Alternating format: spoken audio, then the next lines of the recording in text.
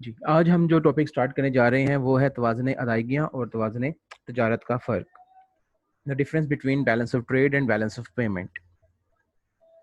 اس سے پہلے کچھ کانسیپٹس کو آپ کو سمجھنا چاہیے جو ابھی تک ہم لوگ پہلے دیکھ چکے ہیں. پہلے ایک کانسیپٹ ہے درآمد, دوسرا کانسیپٹ ہے برآمد, پھر ادائیگیاں, اور چوتھا کانسیپٹ ہے وصولیاں. درآمد سے مراد ہے درآمد, یعنی جب کوئی ملک کسی دوسرے ملک سے کوئی شے خرید رہا ہو تو اس کا یہ عمل کہلاتا ہے درآمد, جسے ہم انگلش میں امپورٹس کہتے ہیں. اور برآمد کا مطلب ہے باہر کے ملک میں کوئی شے فروخت کرنا. جب کوئی شخص کسی دوسرے ملک میں کوئی شے فروخت کر رہا ہو تو یہ عمل کہلاتا ہے برآمد, جسے ہم کہتے ہیں ایکسپورٹس کرنا. وصولیاں اور ادائیگی. جب کوئی ملک کسی ملک سے درآمد کرتا ہے تو ہر درآمد کے بدلے میں اسے ادائیگی کرنا پڑتی ہے, اور جب کوئی ملک کسی دوسرے ملک سے اشیاء برآمد کرتا ہے تو برآمد کے عوض انہیں وصولیاں ملتی ہیں. تو کسی بھی ملک کے توازن تجارت اور توازن ادائیگی کو بہتر کرنے کے لیے وصولیاں زیادہ ہونی چاہیے, یعنی برآمدات زیادہ ہونی چاہیے, اور درآمدات حسب ضرورت یا کم سے کم ہونی چاہیے, یعنی ادائیگیاں کم سے کم ہونی چاہیے.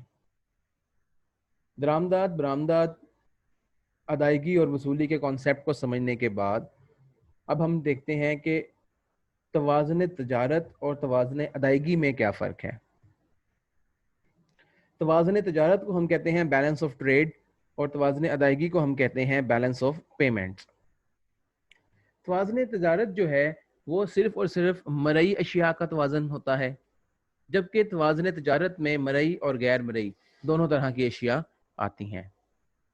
مرئی اشیاء سے مراد وہ اشیاء ہوتی ہیں کہ جنہیں ہم دیکھ سکتے ہیں, جو کہ خاص حجم رکھتی ہیں, ایک خاص والیوم رکھتی ہیں, جبکہ غیر مرئی اشیاء میں ایسی اشیاء آتی ہیں جنہیں ہم دیکھ نہیں سکتے مگر وہ ادائیگیوں اور وصولیوں میں بڑا اہم کردار ادا کر رہی ہوتی ہیں, جیسے کہ خدمات. تو پہلے ہم تفصیل سے دیکھتے ہیں کہ توازن ادائیگی اور توازن تجارت میں فرق کیا ہے. توازن تجارت جیسے ہم سمجھتے ہیں کہ توازن تجارت میں صرف اور صرف مرئی اشیاء کی درآمد و برآمد کا توازن ہوتا ہے, یعنی کہ جو آپ مرئی اشیاء مطلب جنہیں ہم دیکھ سکتے ہیں, جنہیں ہم چھو سکتے ہیں, جنہیں ہم محسوس کر سکتے ہیں, جو حجم رکھتی ہیں, جو والیوم رکھتی ہیں.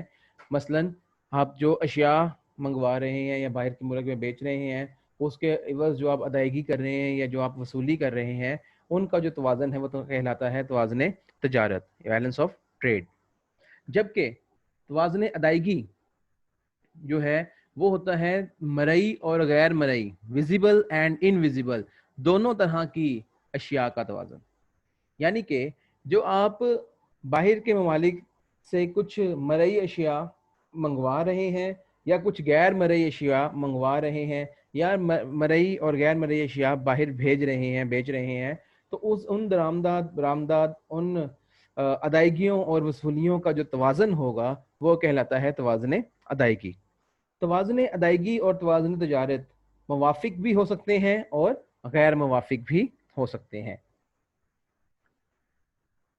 توازن ادائیگی جو ہے وہ یا توازن تجارت موافق اس صورت میں ہوتے ہیں جب آپ کی وصولیاں زیادہ ہوں اور ادائیگیاں کم ہوں, تو تجارت کو ہم کہتے ہیں جی کہ توازن جو ہے ہمارا موافق یا سرپلس جو بیلنس ہے.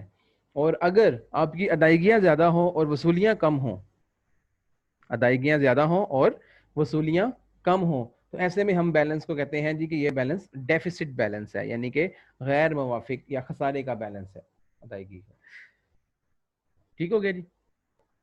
تو اب نیکسٹ کوشچن یہ ہمارے ذہن میں بنتا ہے کہ مرئی اشیاء تو ہم دیکھ سکتے ہیں, ہم محسوس کر سکتے ہیں.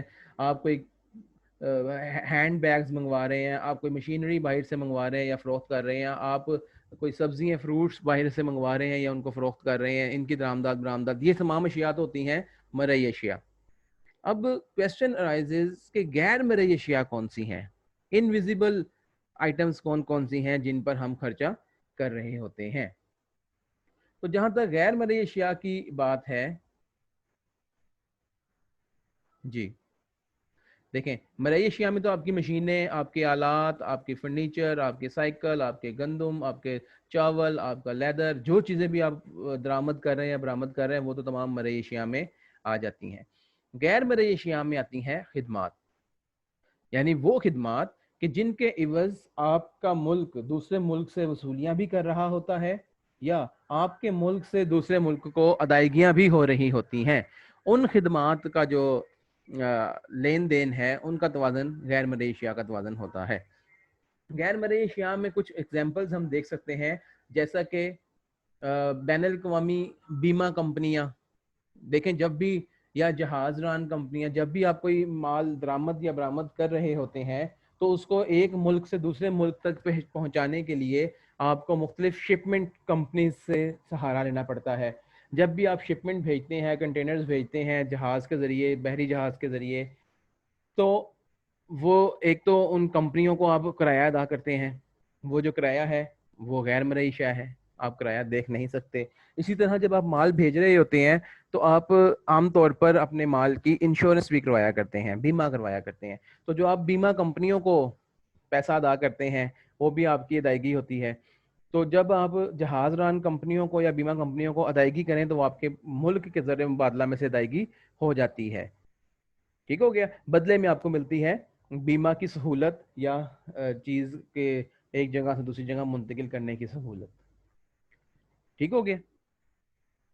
اسی طرح سے اگر آپ کسی باہر کے ملک میں جا رہے ہیں اور آپ کا مقصد ہے کہ وہاں پر آپ وزٹ کر کے آئیں گے, سیر و تفریح کر کے آئیں گے, یا آپ ایجوکیشن حاصل کرنے کے لیے جا رہے ہیں. مثلا ہمارے ہاں اکثر لوگ 2-3 ماہ کے لیے وزٹ کرنے چلے جاتے ہیں باہر کے ممالک میں. جب آپ پاکستان سے باہر کہیں ٹورزم کے لیے جا رہے ہیں, وزٹ ویزا پہ جا رہے ہیں, سیر و تفریح کرنے کے لیے جا رہے ہیں, تو آپ نے پاکستان سے باہر جا کے جب یہ سارے ایکسپینسز کیے, وہاں پہ ہوٹلنگ کی, وہاں پہ شاپنگ کی, وہاں پہ رہن سہن, وہاں پہ سیر, جو بھی آپ نے اخراجات کیے وہ پاکستان کے ہی زر مبادلہ سے بیسیکلی ادا ہو رہے ہوتے ہیں, تو وہ ہماری ادائیگیوں میں آ جاتے ہیں. اسی طرح جب آپ پاکستان سے باہر پڑھنے کے لیے جاتے ہیں, علم حاصل کرنے کے لیے جاتے ہیں, تو وہاں جو یونیورسٹیز میں آپ فیس دیتے ہیں, وہاں جو اکوموڈیشن, جو اپنے ڈے ٹو ڈے ایکسپینسز آپ میٹ کر رہے ہوتے ہیں, اس کے لیے جو آپ ادائیگیاں کر رہے ہیں وہ بھی پاکستان کے فنڈ سے ادائیگیوں میں ہی شمار ہو رہی ہوتی ہیں غیر مرئی اشیاء کے. اسی طرح سے اگر کوئی شخص پاکستان میں وزٹ کرنے کے لیے آتا ہے, کوئی ٹورزم پہ آتا ہے, پاکستان کے جو تفریحی مقامات ہیں وہاں پر لوگ سیر کرنے کے لیے آتے ہیں, پاکستان کے تاریخی مقامات ہیں, ہمارے شمالی علاقہ جات ہیں, اگر کوئی لوگ وہاں سیر تفریح کرنے کے لیے آتے ہیں تو جو وہ پاکستان میں آئیں گے سیر کرنے کے لیے, ٹورزم کے لیے, تو یہ پاکستان کی وصولیوں میں آئے گا کیونکہ وہ اپنے ساتھ زر مبادلہ لے کر آئیں گے. تو اسی طرح مرئی اور غیر مرئی اشیاء میں آپ کو وصولیاں بھی ہو رہی ہوتی ہیں اور ادائیگیاں بھی ہو رہی ہوتی ہیں. نیکسٹ ہے جی, جو غیر ملکی قرضہ جات آپ لیتے ہیں تو ان قرضہ جات کو ادا کرنا اور ان قرضہ جات پہ سود کو ادا کرنا, جسے ہم ڈیٹ سروسنگ کہتے ہیں. تو قرضے کی رقم ادا کرنا اور قرضے پر سود کی رقم ادا کرنا ڈیٹ سروسنگ کہلاتا ہے. جب آپ ڈیٹ سروسنگ کر رہے ہوتے ہیں, آپ پیسے ادا کر رہے ہوتے ہیں, تو اس وقت بھی آپ کی جو توازن ادائیگی ہے اس میں سے ادائیگیاں ہو رہی ہوتی ہیں.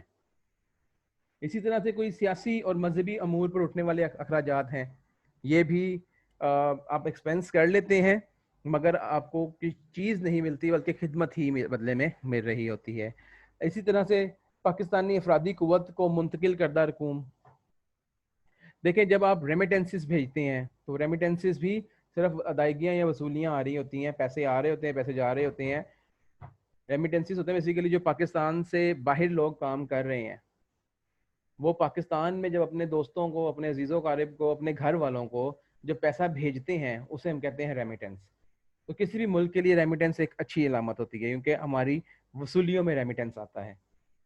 ٹھیک ہے جی, تو ریمیٹنس ہوتا ہے جو باہر سے آیا. اسی طرح سے اگر پاکستان والے کوئی اپنے کسی عزیز و اقارب کو باہر پیسہ بھیج رہے ہیں, دوسرے ملک میں پیسہ بھیج رہے ہیں, تو وہ ہماری ادائیگیوں میں آئے گا. اور ایک اور جو غیر مرئی شے ہے وہ ہے ڈاک یا فیکس پر اٹھنے والے اخراجات. اگر آپ دیکھیں کوئی مال باہر بھیج رہے ہیں اس کو ڈاک کے ذریعے یا فیکس کے ذریعے بھیج رہے ہیں، ای میل وغیرہ کے ذریعے کر رہے ہیں، تو ان پہ آنے والے ایکسپینڈیچرز بھی آپ کی ادائیگیوں میں شمار ہو رہے ہوتے ہیں. تو اس طرح ہم نے مرئی اور غیر مرئی اشیاء کی الگ الگ ایک لسٹ دیکھ لی. تو سم اپ کرنے کے لیے ہم یہ کہہ سکتے ہیں جی کہ توازن ادائیگی میں مرئی اور غیر مرئی دونوں طرح کی اشیاء کا توازن لکھا جاتا ہے، اور توازن تجارت میں صرف اور صرف مرئی اشیاء کی درآمد و برآمد کا توازن لکھا جاتا ہے.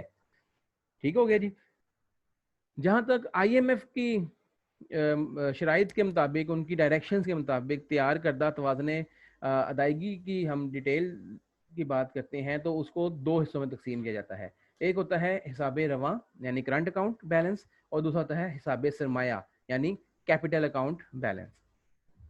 جو حساب رواں ہوتا ہے اس میں سال بھر کے دوران جتنی اشیاء و خدمات کی لین دین ہوتی ہے اس کو شامل کیا جاتا ہے، اور حساب رواں کے درمیان برآمدی وصولیاں اور درآمدگی ادائیگیاں یہ ساری شمار کی جاتی ہیں.